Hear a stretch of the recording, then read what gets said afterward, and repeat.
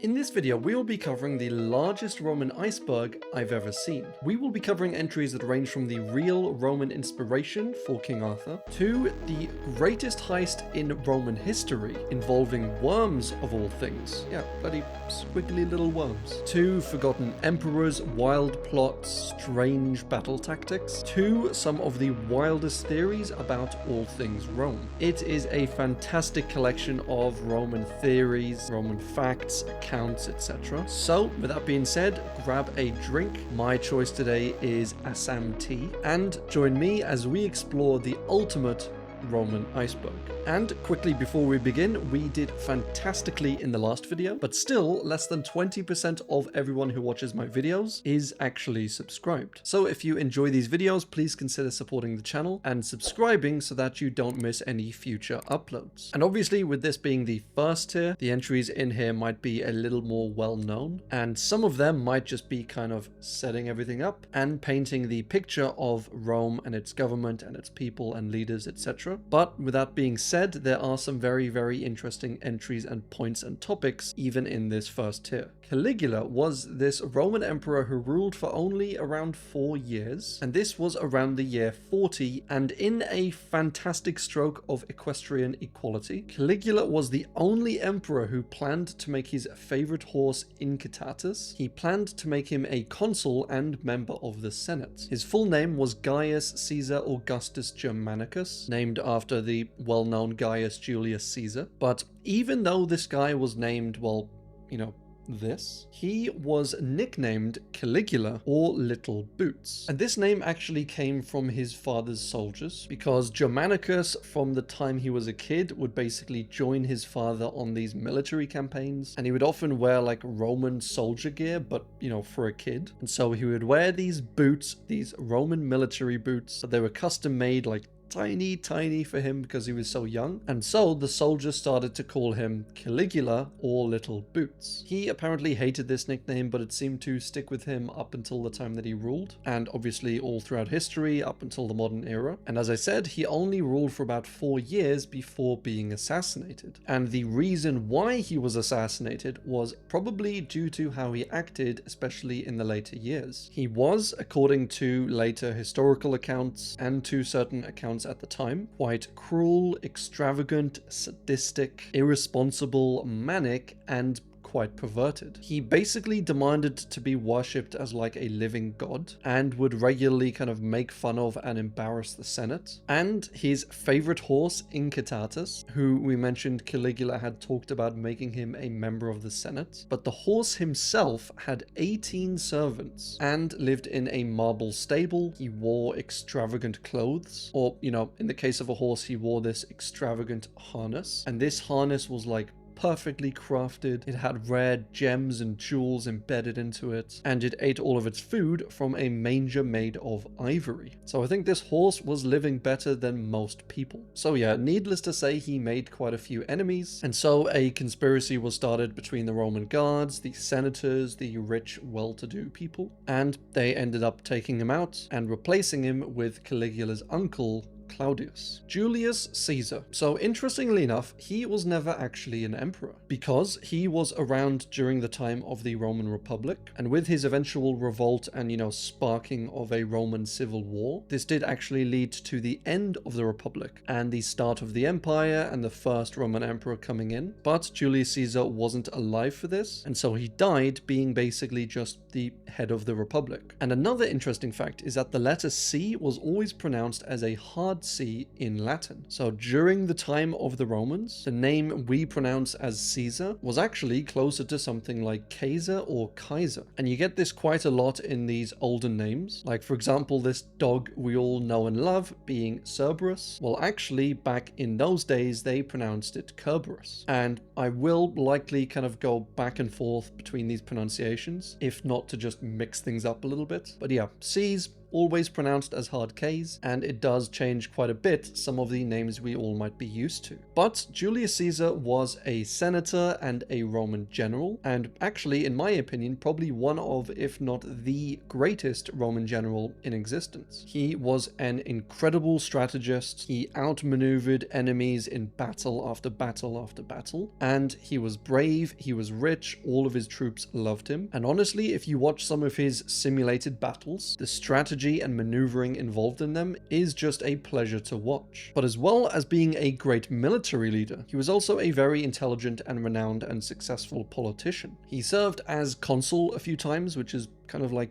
prime minister or president. He was also the Pontifex Maximus at one point, which is basically like the highest priest in the Roman Republic. And it was in this role that he reformed the calendar at the time to introduce the Julian calendar, which was far more accurate. And a funny thing to note here is that the role of Pontifex Maximus was actually responsible for potentially shortening or lengthening the years. And so sometimes if someone was in power that they didn't like because their, consulship or presidency only lasted for a year, sometimes the Pontifex Maximuses would basically shorten the length of the year in order to give whoever they didn't like less time in power. And obviously they would lengthen it for the people that they did like. And so as a result of this, often the seasons were a little out of whack, the dates and the times of years and the length of years, etc. And so as an example, the crossing of the Rubicon, which we'll explain in just a second, but that at the time took place in January, even though the season was actually mid-autumn. But to kind of summarize Julius Caesar's career, he worked really well in politics in the city. He just won battle after battle, amassed a kind of giant army up north. And, the Senate made him head of that area. He was defending Rome from all of these barbarians. And then the politicians basically started to kind of get afraid of him. They were wary. He was a very intelligent guy. He had amassed a giant army. And they were like,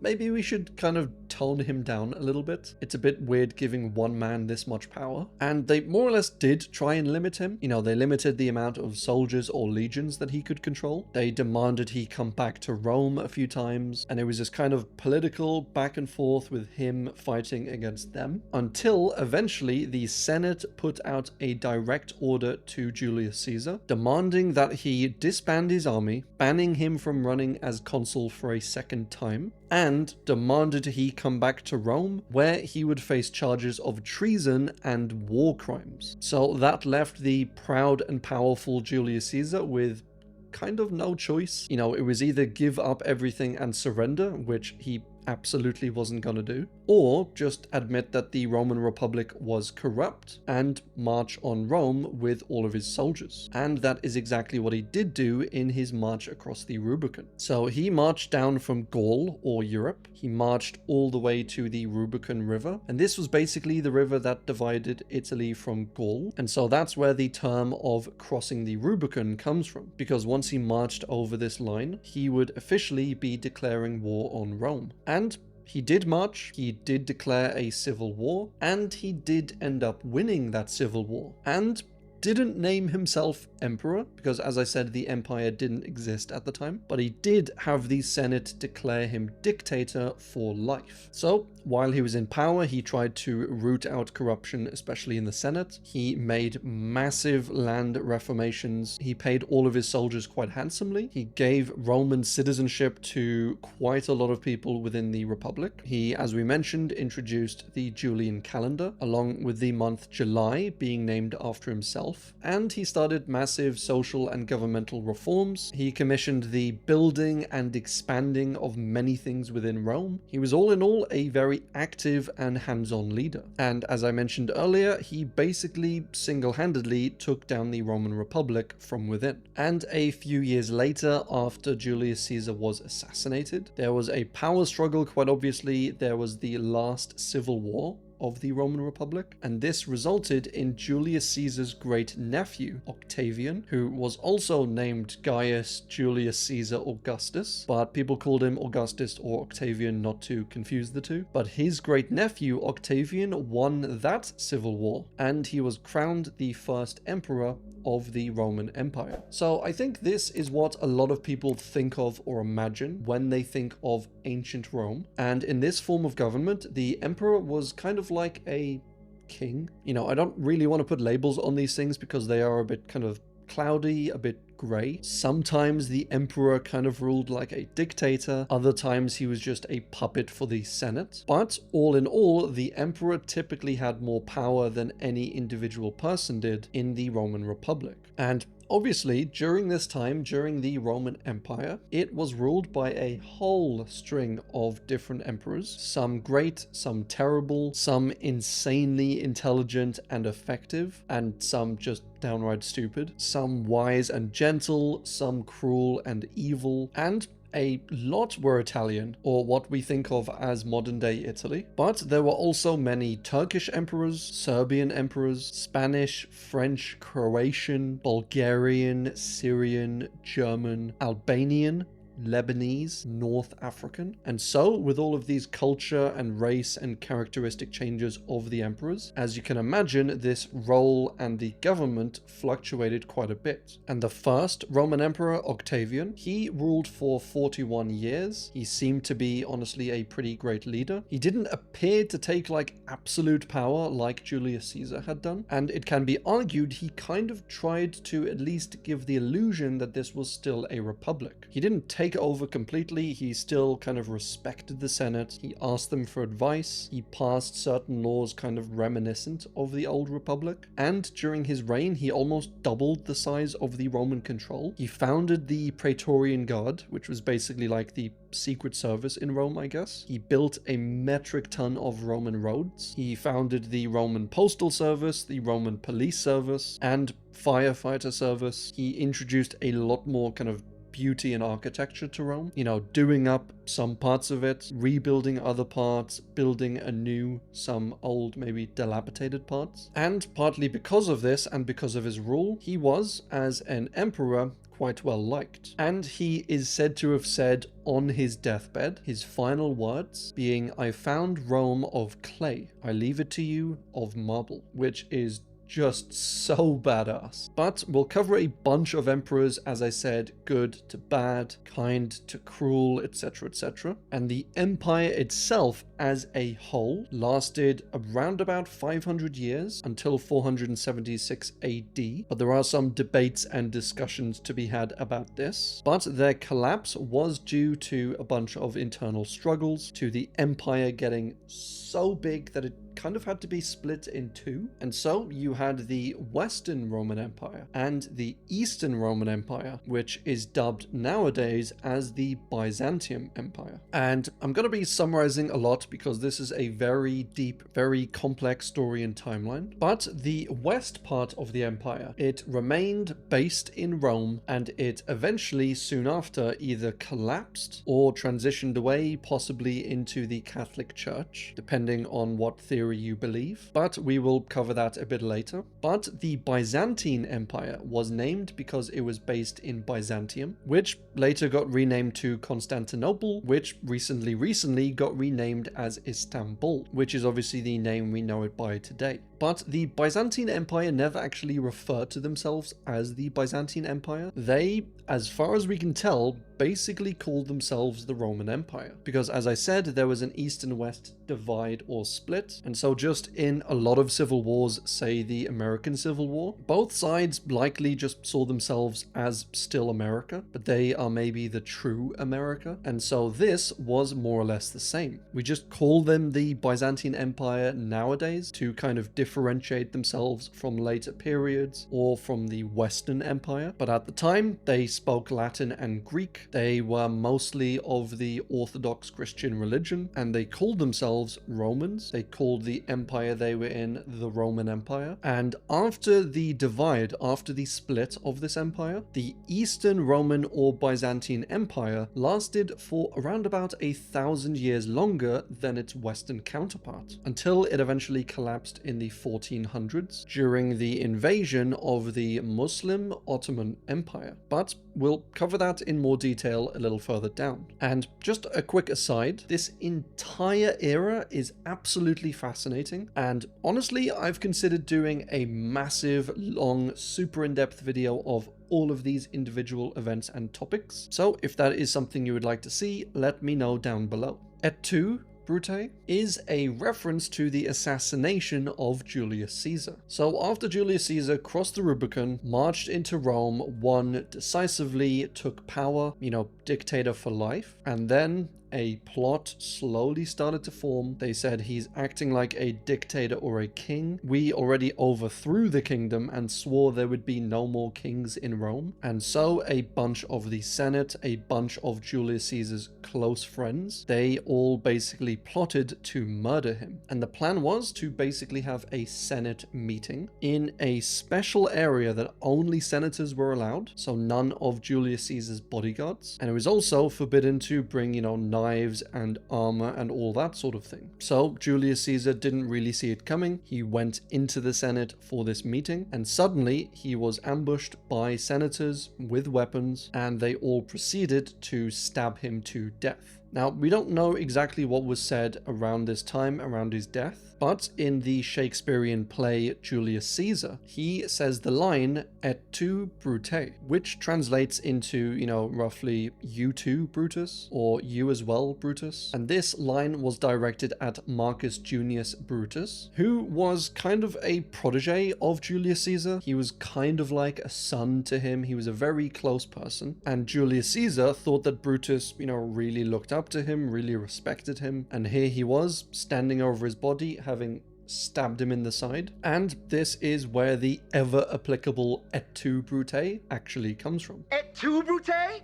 Am I using that right? Oligarchy! Et tu, Brute! The fall of Rome most often refers to the fall of Western Rome. And as we covered earlier, after the split of the two, West and East Rome, the Eastern Roman Empire lasted for around about 1,000 years, whereas the Western Roman Empire lasted for only less than 100 years. And the reason for this collapse was honestly many-pronged. There was a declining economy, there was an absolute onslaught of plagues and diseases and famines, and after the empire started to, decline a little bit, the barbarians in Gaul and Europe basically saw them as easy pickings. They saw the empire was declining, it was weakening, and so they were able to raid and attack them more often. And this, all in all, pretty quickly led to the end of the Western Roman Empire. The fall of Constantinople. So just to wrap everything up, we covered the end of the Western Roman Empire, but how exactly did the Eastern Empire actually end up falling? Well, the actual collapse was, the collapse of their capital city, being Constantinople, and this took place in 1453. And this was after the Ottoman Empire, they came in, they invaded the area, and they eventually took Constantinople after about a 2-month siege. And the actual collapse, the fall of Constantinople, it was really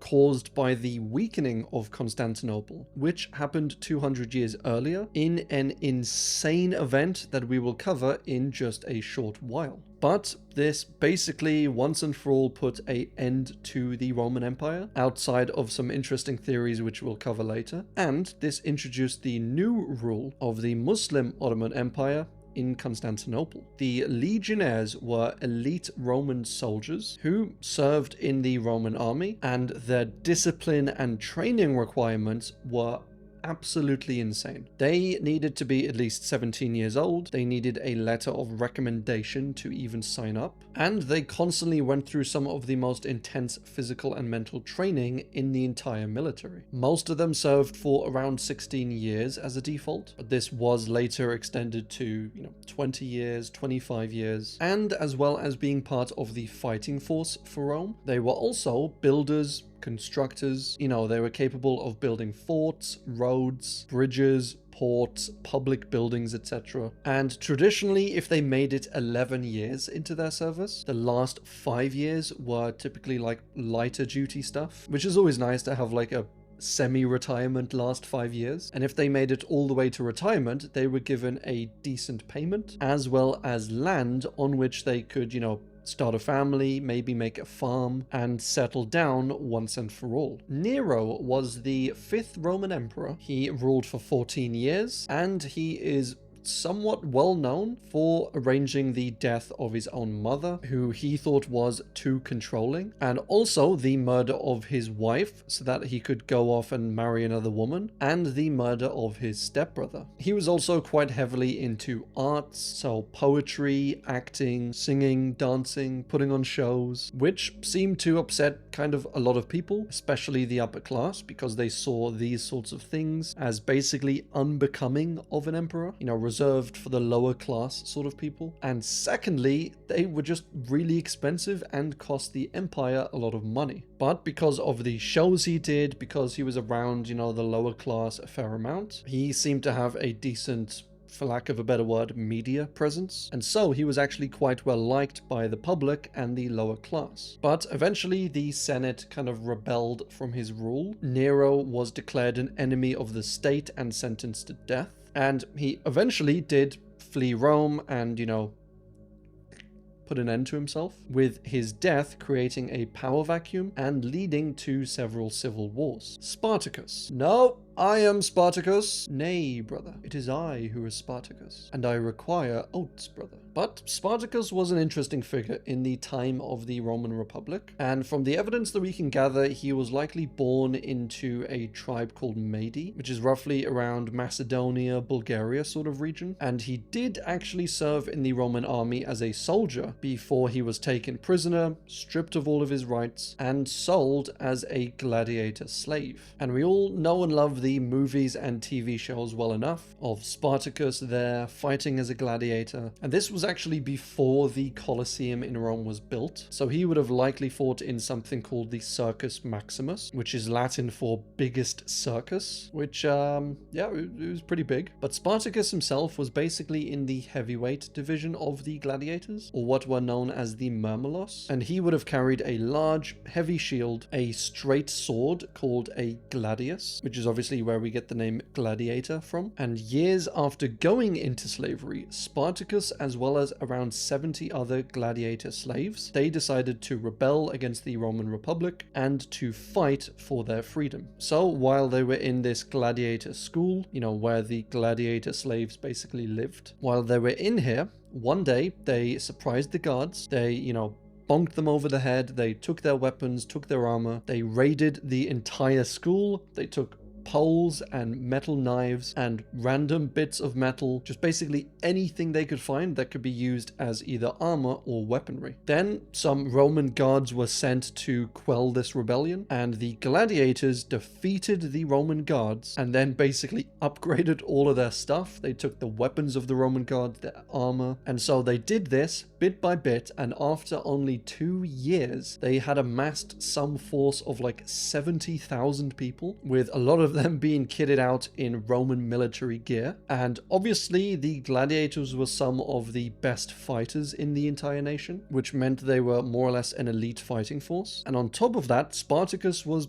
quite an intelligent fellow. He was quite strategic. He had, as we mentioned, fought actually in the Roman military, and so this force of slave gladiators was actually a force to be reckoned with. So this army made their way through Italy, ransacking cities and towns, winning battle after battle, and I think Rome just kind of kept underestimating them. Like, they never sent a force large enough to completely overwhelm them. If they were like, okay, Spartacus has like 5,000 soldiers, let's just send 3,000 at him, or 5,000, or maybe 10,000, and this only made him stronger with all the upgrades, etc. And so eventually they were like, this is getting ridiculous. They sent out a huge amount of Roman soldiers. They sent them from different directions, kind of pincering Spartacus and his men, and after surrounding him from 3 different sides, they eventually took down Spartacus, they took down his men, and they put an end to this, the Third Servile War. Basically, anyone who wasn't killed in this war was then captured and killed via crucifixion. And this was an estimated at least 6,000 soldiers who, as I said, were crucified for trying to coup the Roman Republic. Tier 2, the rise of Christianity. So during the Roman Republic,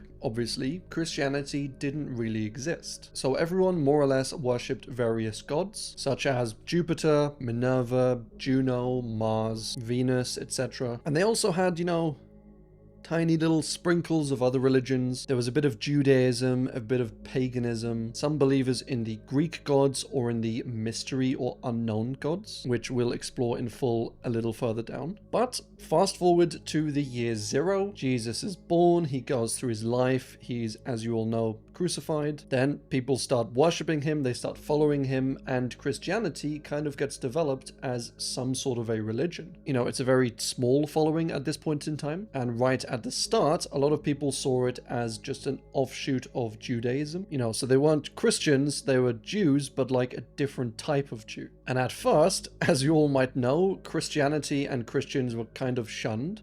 Some emperors threw Christians to the lions, and they were actually called, strangely enough, atheists, with obviously theos meaning god or gods. And so these people who believed in Christianity, they were seen as godless people because they didn't believe in any of the Roman gods, which is really quite an interesting turn of events. But Christianity was never really stamped out completely. It hung around in some form or another over the years until it eventually grew and grew and grew. The influence of Christianity became greater, and it was roughly 300 years later, in 312 AD, that Emperor Constantine I was the first official Roman emperor to personally, publicly convert to Christianity. And then he passed laws basically tolerating Christianity, saying, look, don't persecute Christians, don't throw them to lions, treat them nicely, it's a decent religion. And then, about 70 years after this, Emperor Theodosius made Christianity the official religion of the empire. And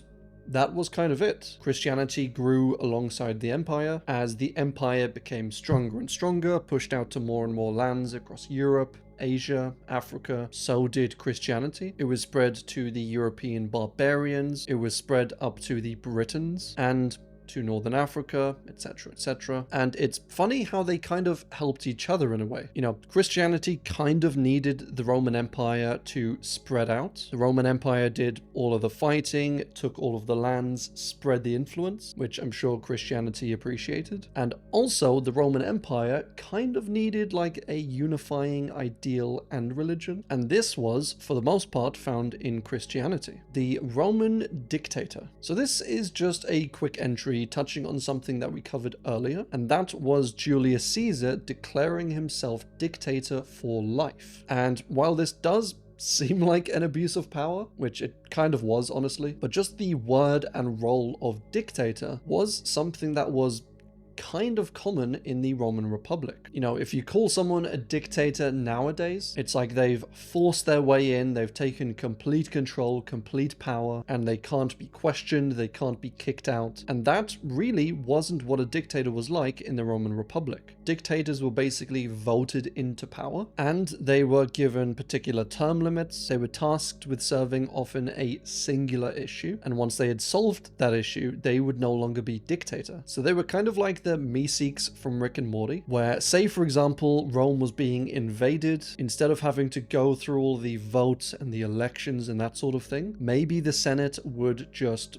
boom, we elect this guy, he's a dictator, and his job is to kick the invading army out of Rome. So this man would then legally have like unlimited power, and he would be able to do whatever he wanted in order to solve this issue. And once he did, all of his power would be removed, and he would just go back to being whatever he was before, a normal general or politician or what have you. And obviously the word dictator comes from the word dict, or the prefix dict, meaning to speak. So predict, speaking about something before it happens. Dictionary, a collection of sayings or speakings. Contradict, to say something to the contrary. And so a dictator was basically someone who ruled by saying. In other words, whatever they said, people did. The Fourth Crusade is a very, very interesting entry that, as with a lot of these, I could make an entire video on. But this crusade was, at least in my eyes, a very, very pivotal one, for the simple reason that it basically caused the downfall of the Roman Empire. Now, as we covered before, the Roman Empire was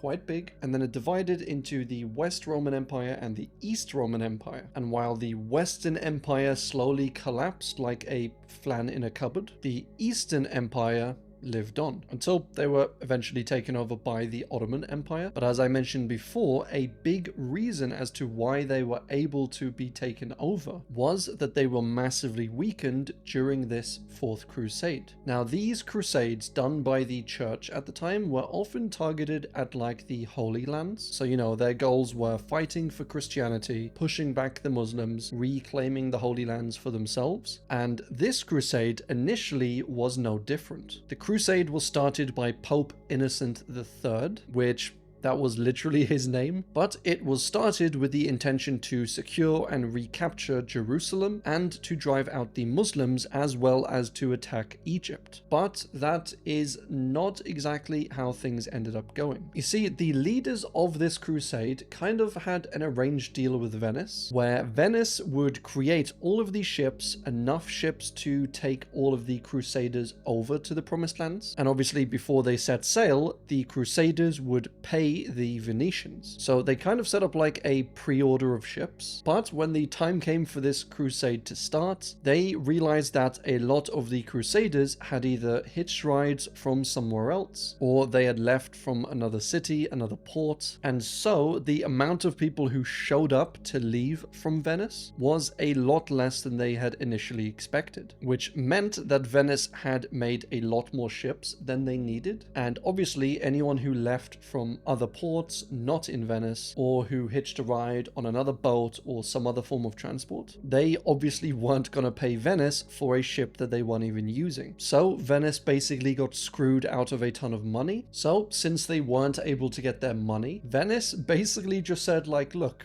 Crusaders, people, clearly your leaders and the people who started this crusade are just way too broke to even pay you. How about we just forget about paying for these ships and you work for us instead of your leaders, you know, instead of the Pope and the church. And that's basically what they did. And because they were shorted of some of their money, they decided to go to basically the richest city in the whole of Europe at the time, and that was Constantinople. Now, the Crusaders obviously went along with this as well because they were there just to make money. And so if they could go to Constantinople, if they could sack the city, take everything for themselves, the Crusaders were more than on board with this. The Pope, however, was absolutely horrified at this. Constantinople was a Christian city, and so for the Pope to, albeit indirectly, arrange this crusade on a fellow Christian city, it kind of went against everything he stood for. And at the time, it's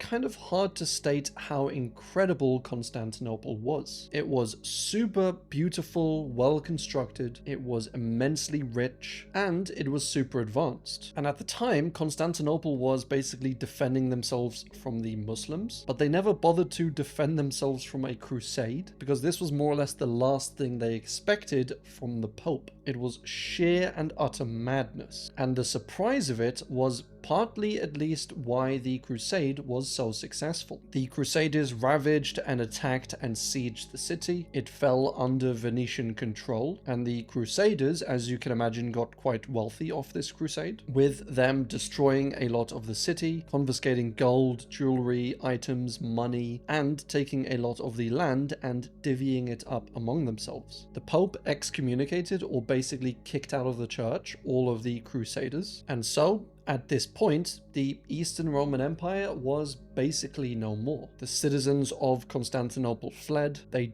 did eventually take back Constantinople, and so it wasn't fully lost at this point, but after they took it back, the city was a lot poorer, they were quite a bit weaker, and it was just never really the same Eastern Roman Empire as it was before. And so, as I said, this massive weakening of the empire, of the city of Constantinople, did, in my eyes at least, lead to the eventual complete collapse of the empire by the Muslim Ottomans. The Colosseum was this huge thing. You know, it was a giant amphitheater built in Rome in around the year 70 AD by the Emperor Vespasian. And as you all might imagine, this was a grand project. It was the largest amphitheater ever built. It could hold around 80,000 plus spectators, as well as having these extensive underground tunnels for storage, for people to live in, to house, you know, exotic animals and lions and bears and stuff. And it had an advanced drainage system. It was used to host regular shows, bread and circuses sort of thing, as well as animal fights, as well as gladiator fights, animal hunting, parades, public executions, as well as just entertainment in general. It was originally called the Flavian Amphitheater, after the emperors who commissioned the building of it, being from the Flavius family, but it later became known as the Colosseum, and this was because there was a huge statue built of Nero out front, and so this was a colossal statue, and so the theater behind it kind of became known as the Colosseum. And if you've ever been there to visit it in person, you'll know how firstly large it is, and just how well built it is, how organized it is. A lot of it is still standing to this day, and the stuff that isn't still standing typically wasn't destroyed by natural means, but rather by people looting pieces of the Colosseum, either to keep as a souvenir or to use to build other things themselves. So if there weren't any looters whatsoever, I would say most of the Colosseum would still be standing to this day. The Roman Republic. Now, we touched on this earlier, but I think when you mention Rome to people, or ancient Rome, a lot of people just default to thinking about the Roman Empire. But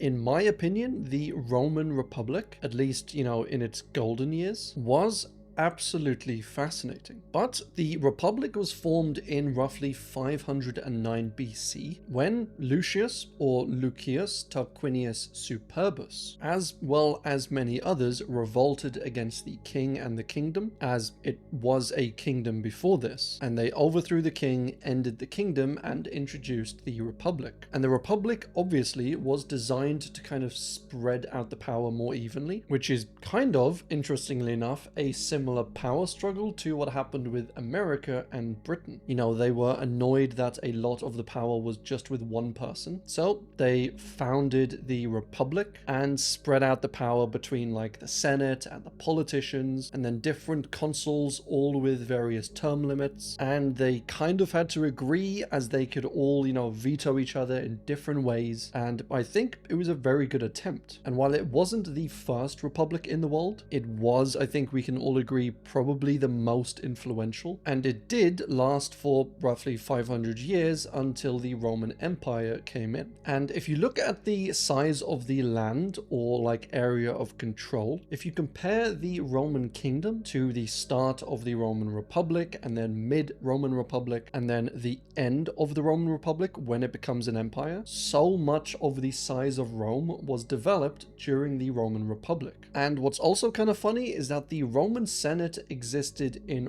all three forms of government. You know, the Senate was basically just like wise old men, and they actually got their name Senate from the word for old, you know, senior, senile, etc. And so even in the kingdom, the Senate was there, they could counsel the king, they could make certain decisions, and in the Roman Republic, they were probably at their most powerful. And then they also existed in the Roman Empire. And just like the term of dictator, where it's kind of a bit different to how we envisage it, the Roman kingdom was also a fair bit different to what we imagine a kingdom as, or when compared to the later kingdoms in Europe. And as well as I think the Roman kings being a bit less powerful than the European kings, or, you know, the modern European kings, there was also a difference in the question of succession. So say in medieval Britain, kings typically gave control of the throne down to their heirs, so it was like a bloodline sort of thing. But in the Roman kingdom, kings were elected by the Senate, and then they had their kingship, they had their crown for their entire life, and then the crown wouldn't necessarily get passed down to their children, but a new king would be elected again by the Senate. So it was kind of a strange balance of power. But in the new Roman Republic, instead of electing a king, they would elect what's called a consul, which is basically like a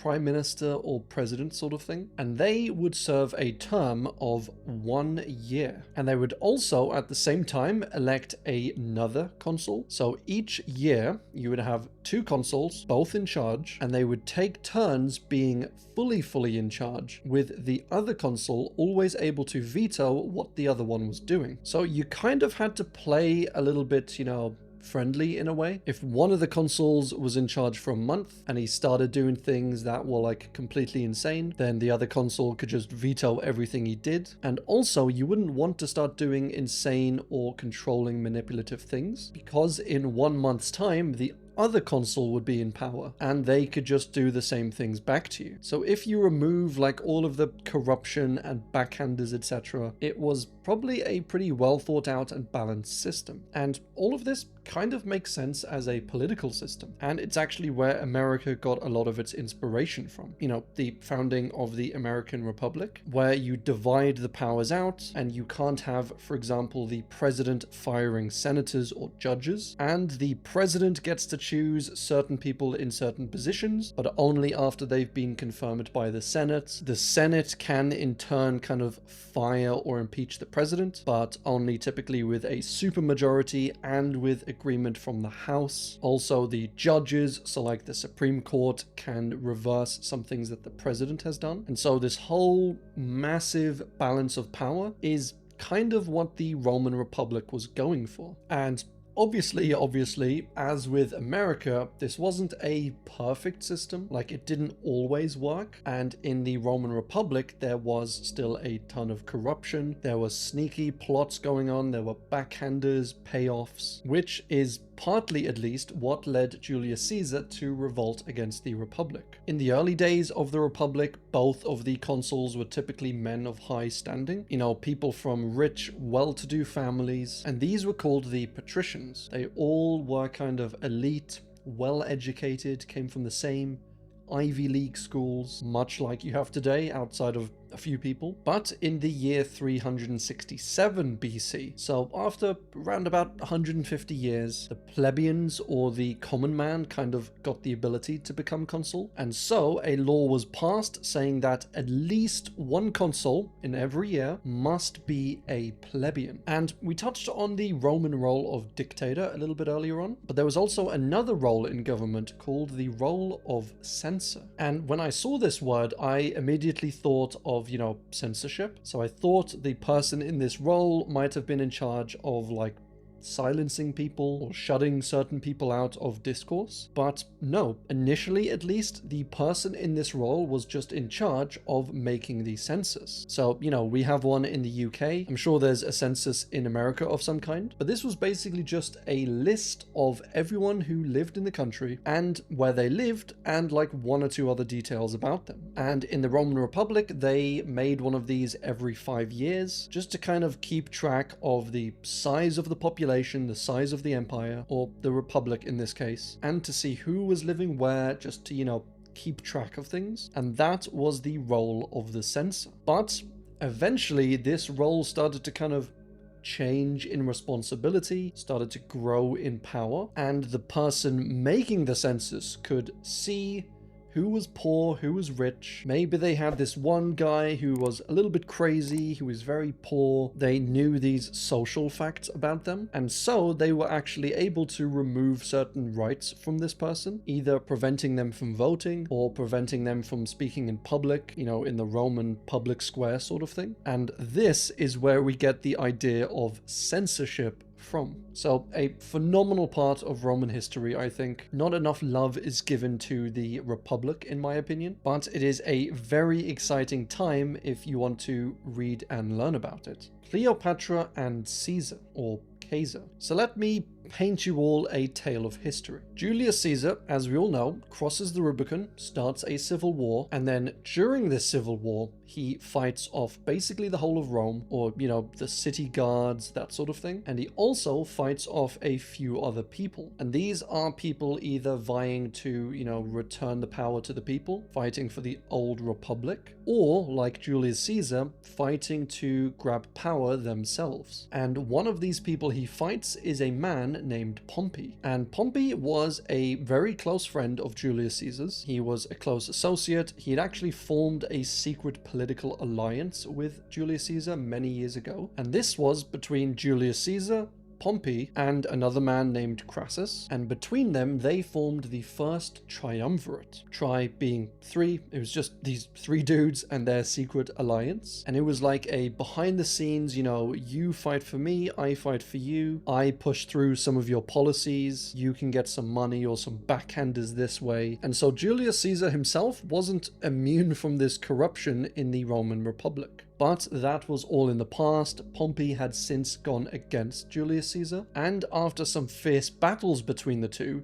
Julius Caesar naturally came out on top. He was far better tactically than Pompey was. As I mentioned before, I think he was one of, if not the greatest Roman general, and Pompey lost these battles, ended up fleeing to Egypt, where he had some allies there. He thought maybe he was safe, he could hang out for a bit. But basically, as soon as he arrived in Egypt, King Ptolemy XIII sent out a crew to meet him, and as soon as he sent them out, they went over there and assassinated Pompey. Then they got Pompey's body, they beheaded him, and they threw his body into the waters. Caesar at the time was trying to track Pompey down. He actually himself went over to Egypt looking to capture Pompey, maybe put him in prison or something like that, but definitely not kill him. And when Julius Caesar got to Egypt, King Ptolemy presented him with Pompey's head. And it is said that Julius Caesar was more or less disgusted at this, and in the moment he wept for the death of his once dear friend. And after coming to Egypt at this exact moment in time, Julius Caesar was in a bit of a pickle. Firstly, he had a lot of enemies back home wanting to fight him, wanting to take over the rest of Rome, and secondly, he had a lot of soldiers that he basically had to pay. He was running out of money quickly, his soldiers wanted funding, they wanted a reward, and after talking to King Ptolemy, he wasn't really interested in giving Julius Caesar any money. But Ptolemy's sister, on the other hand, was another story. Cleopatra had inherited her father's throne of Egypt, along with her brother, the current King Ptolemy, but when the father died, her brother Ptolemy basically took the throne for himself. He kicked Cleopatra out into exile, and so when she heard that Julius Caesar was coming to Egypt and that he was staying in Egypt and that he had a problem with money, with soldiers, etc., she devised a mutually beneficial arrangement. She apparently snuck into the palace by wrapping herself up in,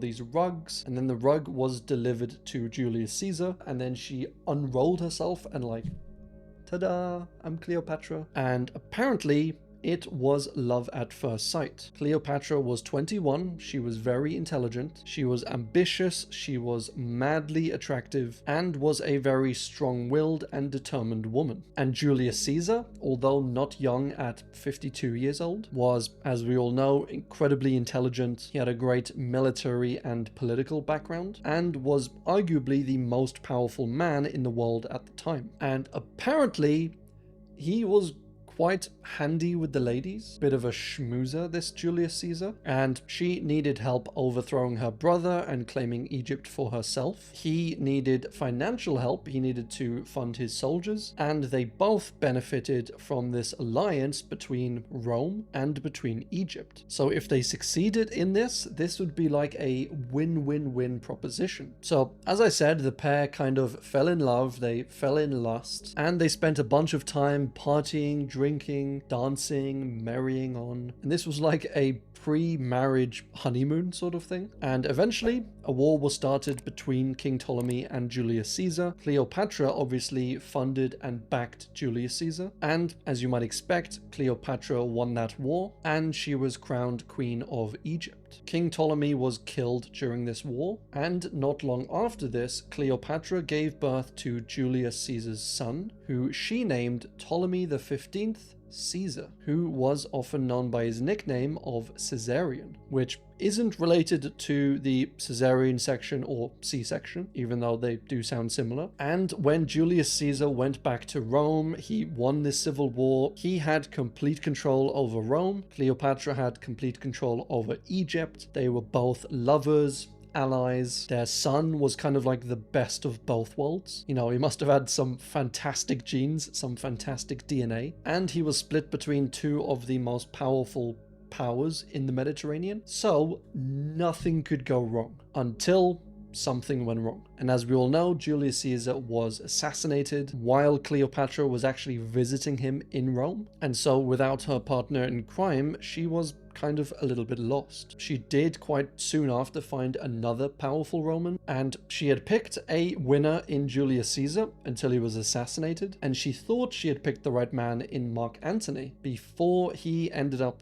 losing his civil war, with Julius Caesar's and Cleopatra's son Caesarion being killed, as he was maybe a threat or an heir to the emperorship. And this all led to Cleopatra taking her own way out via snake of all things, and it all makes for a pretty tragic story. Hadrian's Wall was a giant wall built by the Romans in around 122 AD.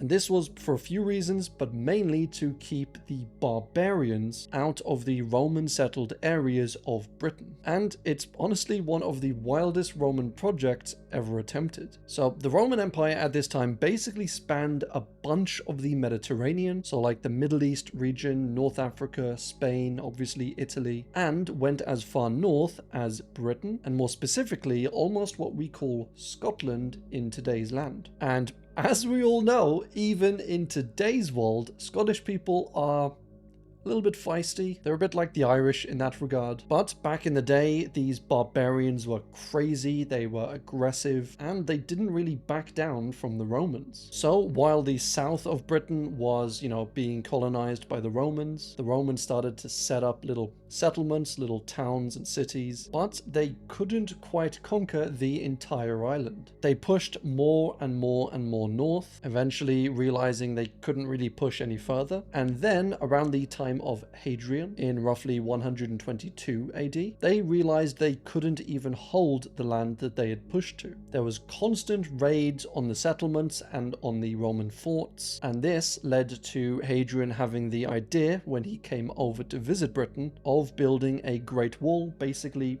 spanning across the entire island, and this wall would massively help in keeping the barbarians north of it. So he ordered this wall built. It was roughly 15 feet high in certain areas, which is like 2.5 tall people. It was 10 feet wide, allowing you to quite comfortably walk along the top of it, and it stretched basically from sea to sea, which was roughly 73 miles. And back when it was built, it must have looked absolutely incredible. There's not much left of it today, as between, naturally falling apart, being worn down by weather, being destroyed by random people and tribes, and I think most often with the pieces of the wall just being taken and used to build other things. But there are quite a few recreations that are available online. There was a watchtower built every third of a mile, which that is very frequent, I think, for a watchtower. And these were obviously used by Roman soldiers to patrol the wall, to even sit in, to live in, to maybe play a few card games, get some poker or bridge going on. And some of these buildings along the wall were, smaller, just to sit in, just to be used as watchtowers. But every now and then there would be a larger one built, sort of like a barracks. And this would be a place where Roman soldiers could stay and live, where their family could live, where they could get rations and food and a few other things. And even stuff like bathhouses and saunas, which must have been incredibly welcome for the Roman soldiers, who are probably used to living in Italy and the Mediterranean and lovely sun and grapes and beautiful wine, and then they're shipped off to Britain, to especially northern Britain, to Scotland, and it's just grey, cold, windy, which I personally don't mind so much. I kind of like the British weather. Probably a massively unpopular opinion, but for them it must have been incredibly uncomfortable. It took them roughly 6 years to build the entire wall. They used about 15,000 soldiers to help build it, and it was built of everything from like stone to wood at certain parts, to even like turf, like mud in certain areas. And while the wall didn't completely stop, invasions or barbarians barbaric raids from the north. It did quite massively slow them down. There weren't as many raids, and even when there were raids, the Romans were more easily able to arrange against them, to communicate between the different watchtowers all the way down the line, you know, like that one scene in Mulan. And with the wall, the Romans were also able to keep track of commerce. It was kind of like a, you know, immigration border wall sort of thing. So they tracked goods going through it, the people coming in and out of the wall. And an interesting little bit that I learned here was that they actually found buried alongside this wall, which it must have been from one of these barracks that they had set up, but they found these wooden carved tablets. They found various messages from the people on the wall, very likely the Roman soldiers, writing either between themselves or back home, with various messages being, for one, a birthday invitation to one guy asking his mum or his mother, asking her for a pair of warm socks because his feet were absolutely freezing in this horrible cold climate. And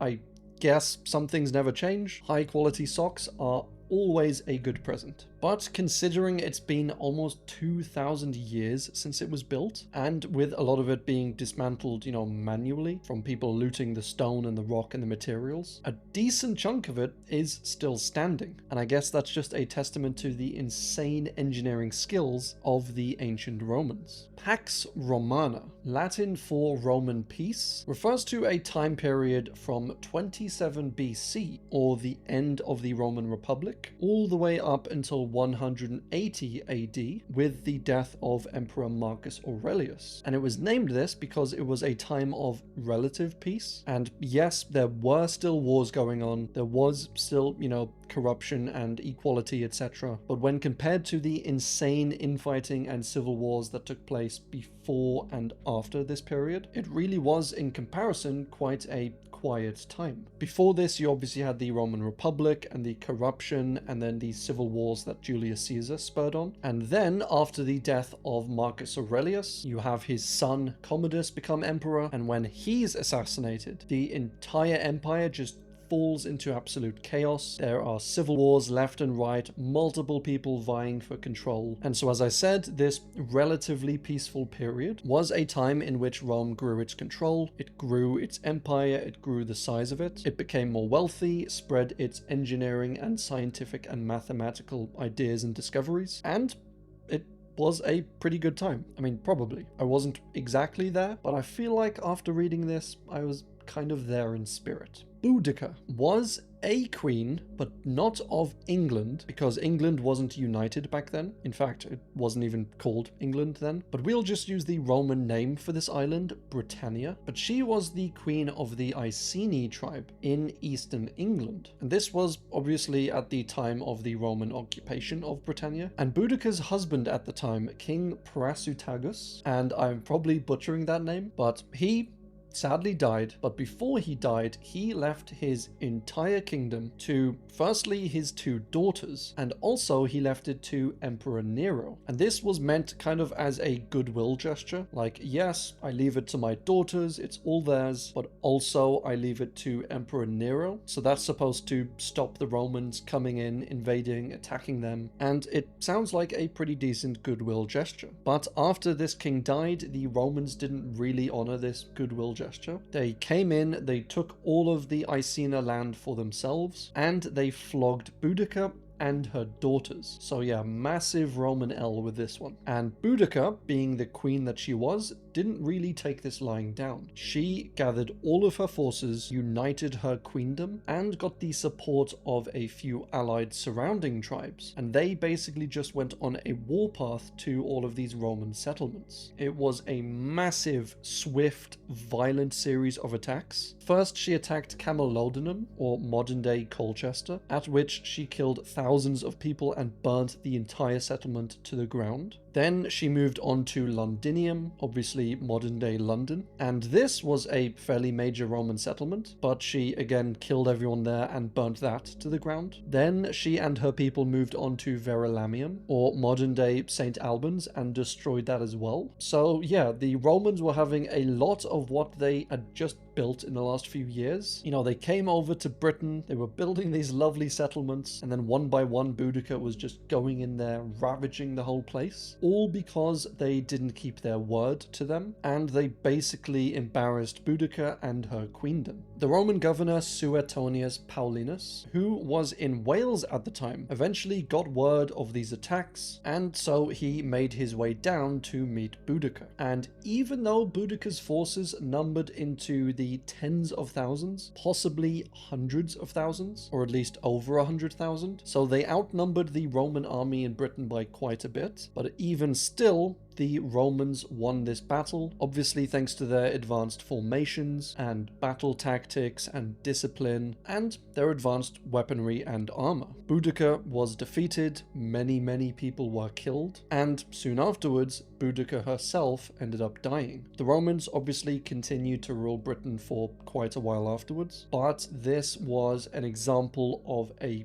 crazy strong revolt that, while not defeating the Romans, did, I think, quite heavily punish them for what they did. The Western Roman Empire. So I know we covered this kind of briefly before, and I guess this entry is going to be more about the development of this divide, and that I think really is more of the interesting side of it. So at the time, the Roman Empire was absolutely huge, and managing and ruling the empire from one individual, like it's bad enough ruling a country, but this was like 10, 15, 20 different countries just in terms of their sheer size and their varying kind of cultures throughout the empire. So Emperor Diocletian kind of realized this, and he split the empire basically into like 4 regions, and each region had its own mini emperor. And it's not a perfect analogy, but you can kind of imagine this like the states in America, where each state is kind of managed by a governor, and this obviously helps spread out the responsibilities, allows each governor to do what's best for his area. So the rules and laws that work in, say, Florida might not work in California, and so this was a great benefit of what Diocletian was also doing. But due to this spreading out of power, over time these different areas started to feel like wholly different, like it was separate to the Roman Empire, and whoever ruled this section felt like it was kind of theirs to keep. So it's like the governor of New York getting used to kind of managing and owning New York, and then the governor says, actually, why should New York belong to the United States? We should be our own country, and I should rule it. And so the east side of this empire was more Greek-based. They spoke more Greek, they were more influenced by, Greek myths, Greek culture, and they were more urbanized. They were a wealthier side of the empire. They had better trade routes, they had cities like Alexandria and Antioch, and the west had more Roman-speaking people, Latin-speaking people, and they were more rural, they depended more on stuff like agriculture. And so these two sides of the empire did start to look more and more like entirely different empires. They were also fighting different threats. The West obviously fighting basically the Europeans, so the barbaric tribes, the Gauls, the Goths, and the East was fighting off the Persian Empire, and later on the Sassanids. And so even the battle tactics needed to be different. You need a different strategy when you're facing partly disorganized barbarians versus well-organized, well-disciplined armies of a separate empire. And so this again further divided the empire, because the West was like, why are we sending all of our farm products and our goods and our foods, over to the East? We have people we are fighting here, and the East must have said similar things about their money. Why are we sending wealth over to the West? Why are we funding them and their battles when we are facing our own battles? We're fighting an empire over here. And so Theodosius, before his death in 395 AD, he thought he kind of had a solution to this, in that he kind of left the entire empire up to his 2 sons, Honorius in the west and Arcadius in the east. And this was basically the split in the empire and the eventual collapse of Western Rome. Because as we explored earlier, Western Rome only lasted like 100 years after this, and Eastern Rome officially moved the Roman capital to Constantinople. They became very, very wealthy with trade routes, etc., until, as we explored, their collapse 1,000 years later.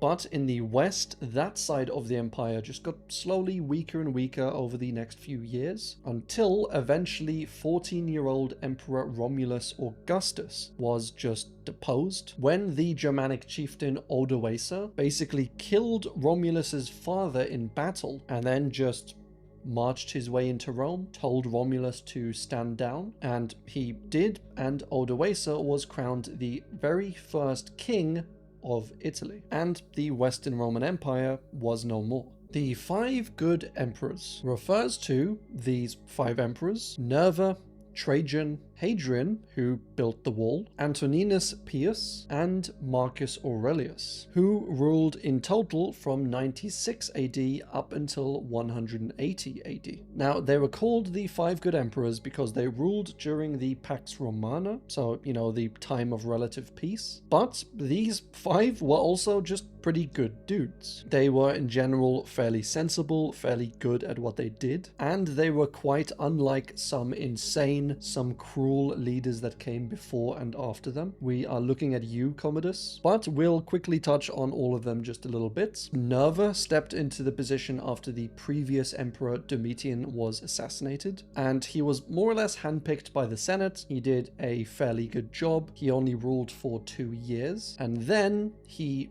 died, likely of a stroke. Then we have Trajan, who was the first Spanish-born Roman emperor, and he was fairly successful in his role as emperor. He benefited the empire quite substantially in terms of finances and in terms of their military. And during his rule, he expanded the empire to the largest size that it ever was or would be. He also implemented several welfare policies, which gave money to the poor, it gave food to homeless children, and he commissioned the building of both the Trajan Forum and the Trajan Column in Rome, which depicted his victory in the Dacian Wars. Then came Hadrian, who was considered by some people at the time, as well as by some of the Senate, to be quite a cruel leader, but he was kind of a mixed bag all round, I think. He loved the Greek culture, he promoted Athens as like the cultural hub of the Roman Empire, and he loved to travel to all different parts of the empire to indulge in fine foods, fine wines, and he built, for example, the Temple of Venus and the Temple of Roma, and he rebuilt the Pantheon as well as a few other buildings. And because he had no kids, he adopted someone called Antoninus Pius on the condition that if he made Antoninus his successor, that Antoninus would in turn adopt Marcus Aurelius and Lucius Verus. And then he died, and that led into the reign of Antoninus Pius. And he was honestly a fantastic emperor. He was very well liked by the Senate, mostly I think because he was kind of on their side. Like during the last reign of Hadrian, he would often argue on behalf of the Senate, and his reign overall was incredibly peaceful. There was no real major battles or wars, and one of the few military campaigns that he had led to the building of another wall in Scotland, which we will cover just a little further down in the iceberg. But he was fantastic with the budget and the finances of Rome. He simultaneously grew the empire's wealth as well as saved a buttload of money, so that by the time he died, there was a giant surplus of money in the government. He expanded access to food, especially for the less well-off people. He expanded access to drinking water across the empire, and he passed laws enabling slaves to be freed more easily, and passed laws charging slave owners with homicide if they unjustly killed one of their slaves. And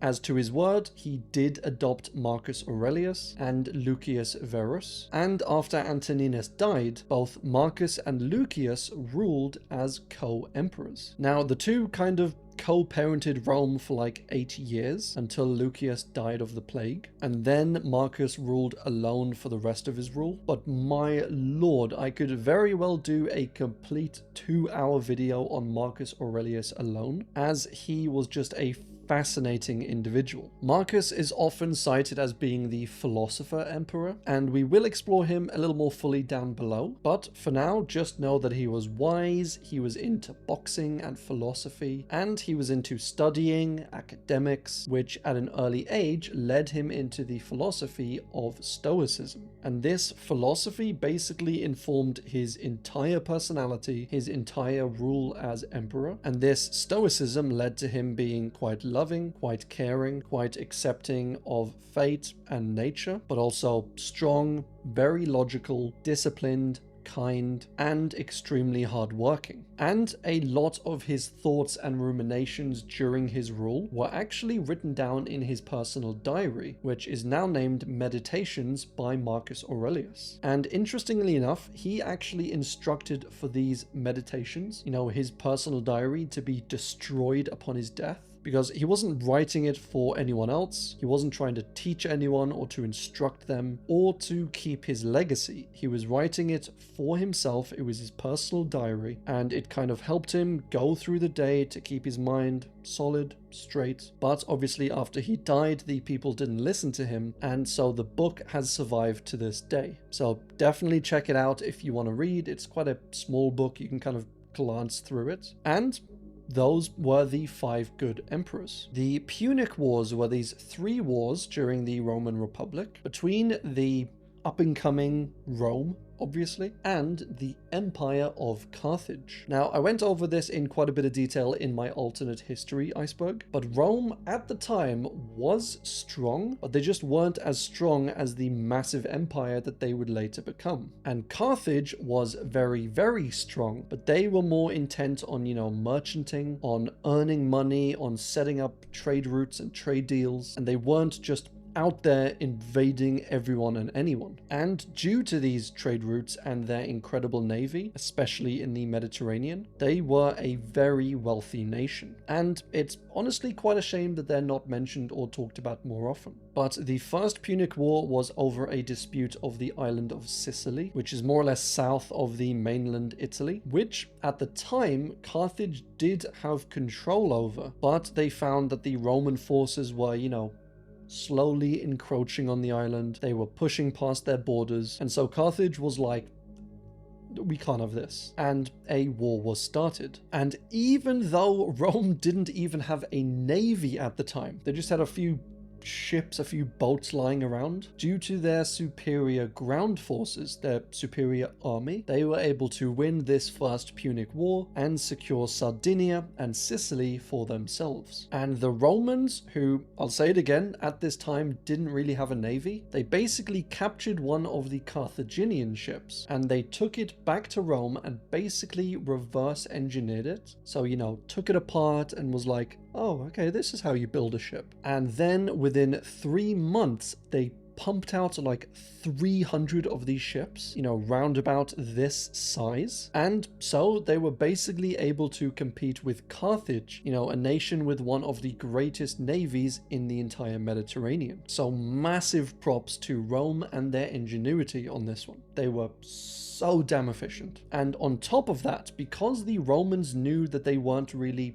seafaring people, they said like, look, we don't have these years and generations of experience on the sea, in boats, sailing, bopping around. They purposefully built their ships larger, which meant they were slower, but they were more powerful and they were able to carry more soldiers, which was ultimately their real strength. So because they didn't have the skill to do all these, tricky, swift boat maneuvers, they didn't even bother. They just built their ships to match their own strengths, which is just fantastic. They used something called a corvus on their ships, which was basically this kind of drawbridge slash axe sort of thing, where if you're a Carthaginian ship here, they would come along with the Roman ship and they would have this corvus, and then they would drop it onto the Carthaginian ship and it would smash into the ship. It would basically glue these two ships together so that the Carthaginian navy wasn't able to maneuver around them, do all these fancy moves, and it basically nullified partly their advantage. And then once these ships were stuck together, the Roman soldiers were able to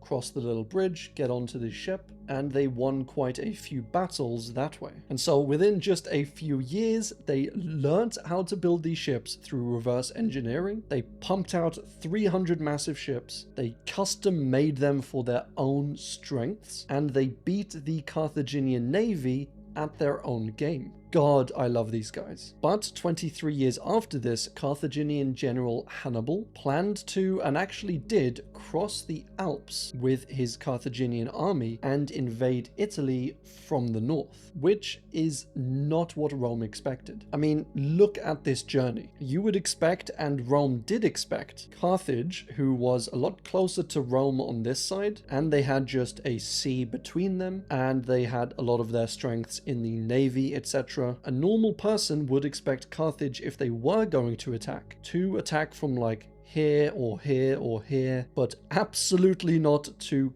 cross over northern Africa, cross into southern Spain, trek all the way across Spain, cross over the Alps, cross into Europe, and then down into Italy. But that is exactly what Hannibal did. He marched over the Alps with all of his troops, with horses, and with bloody war elephants. And he was bloody good at it as well. For all the strengths that the Romans had with their land army, Hannibal was just an absolute genius when it came to tactics, to battle formations, to planning and fighting. And on his way down to Rome, he basically just won battle after battle. And spoiler alert, the Romans did win this second war, but the way they won it was they basically couldn't defeat Hannibal in a battle. Like, it was seemingly impossible to win a fight against this guy. So they started to do like barbarian style hit and run tactics, and they did like burnt soil tactics of retreating and burning everything as you retreat. So obviously, normally if you're an invading army and you're pushing into land, you're able to defeat someone, defeat a city or town, and then take all of their resources, their food, their grain, their crops, etc. in order to fuel and feed your army. But in retreating and burning everything as you retreat like the Romans did, Hannibal was just pushing more and more into this burnt landscape. There was no crops, there was no food, there was no plants, and Hannibal wasn't really able to feed his soldiers. And then, with Hannibal kind of stalled up here for a while, Rome launched quite a decisive attack on Carthage itself, and this was basically their entire idea: to hold back Hannibal in the north and to make a direct attack on their somewhat vulnerable capital city. And this ended up working. Carthage fell to the Roman attack, and then the rulers of Carthage at the time basically wrote a letter to Hannibal saying like, yo, we've been invaded, call off your troops, come back, otherwise Rome's just gonna destroy the entire city and kill everyone. And so, quite sadly, I think Hannibal did, make his way. He bopped down through Italy and then came over back to Carthage, having kind of failed on his warpath. And part of the reason for Hannibal losing was Carthage not sending him supplies, not supporting him as fully as they could have done. But that's a whole nother topic for another day. But Hannibal came back to Carthage. As part of the settlement, they agreed to pay Rome a huge amount of money and to basically give up all of their foreign land. So they lost a lot of their territory in northern Africa, they lost their Spanish territory, all of these islands around, Italy, they didn't really have any claim to anymore, and they paid an absolute boatload to Rome. Oh, and they had to massively reduce their military and navy, and they weren't allowed to declare war on anyone without the explicit permission of Rome, so it kind of absolutely massively crippled them. But Hannibal, still alive from the war, he went into politics. He ended up massively kind of ruling and influencing Carthage. And even though they lost this war, they lost a ton of money, Hannibal basically went from one of the greatest Carthaginian generals into one of their greatest politicians. He started rooting out corruption. Any money that was being wasted, he got to it. He made the budget super tight. He started improving earnings and trade routes, etc. all around the Mediterranean, and slowly but surely Carthage was becoming richer and richer and becoming once again a formidable nation, even with a ton of their land taken, huge money paid to Rome, and a massively limited navy and army. So Hannibal was honestly an absolute genius who, in my eyes, doesn't get enough credit and isn't talked about nearly often as he should be. But due to this slow increasing success of Carthage, a lot of people in Rome started to get like a little bit nervous, and they felt like Carthage could be a threat in the future. Maybe they could launch another successful attack. And so there was a growing sentiment to basically destroy Carthage, with one senator, Cato the Elder, actually ending every single speech he gave, like no matter the topic. He could be talking about bloody wheat and corn and the daily weather or something, and he would end the speech every time with Carthago delenda est, or Carthage must be destroyed. And eventually they were. With their limited navy and military, they couldn't really even defend themselves from local attacks. And so the nations next to them used to, basically take anything they wanted. And every time Carthage asked Rome for permission and was like, yo, come on, they're attacking us. Can we attack them back? Can we declare war on them? Rome was like, absolutely not. Don't attack anyone. And so Carthage at this point in time was in kind of a lose-lose situation, until eventually Carthage just got sick of this. They declared war on their neighbor Numidia for these constant attacks. And then Rome basically said, look, you've broken our agreement and now you must die. And Rome made a decisive attack and invasion of Carthage, killing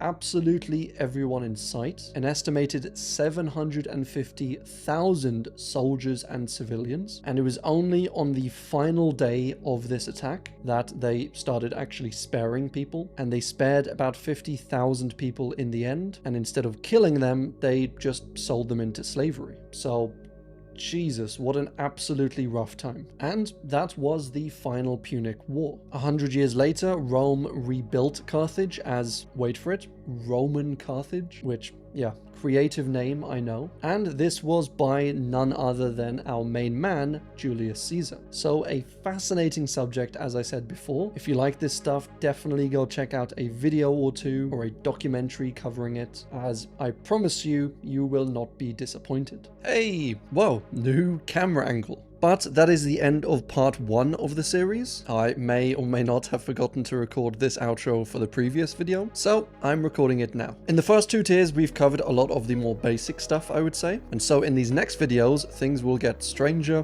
and more unknown and a little odd and unusual. So absolutely stick around for those. Pet a cat if you see one, and as always, thanks for watching.